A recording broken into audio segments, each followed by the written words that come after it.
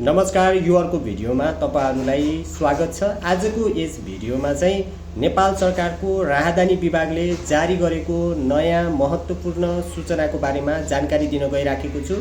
राहदानी विभागले नयाँ प्रणाली लागू गर्न लागेकाले केही समयका लागि राहदानी सेवा प्रभावित हुन सक्छ भनेर सूचनामा जानकारी दिएको छ।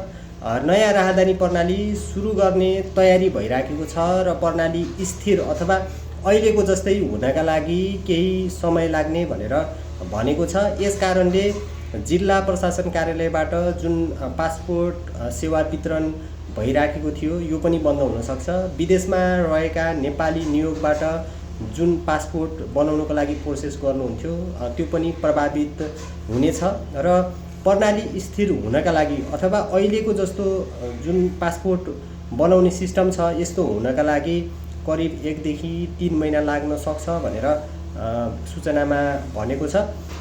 त्यसै कारणले गर्दाखेरि यदि तपाईलाई पासपोर्ट तुरुन्तै चाहिन्छ भने सकेसम्म छिटोभन्दा छिटो पासपोर्ट चाहिँ बनाउनु होला भन्दै यस्तै सरकारी सूचना र भिजा सम्बन्धी जानकारीका लागि हाम्रो यस टिकटक आइडीलाई फलो गर्नुहोला भन्दै यो भिडियोबाट बिदा हुन्छु। हस्त नमस्कार।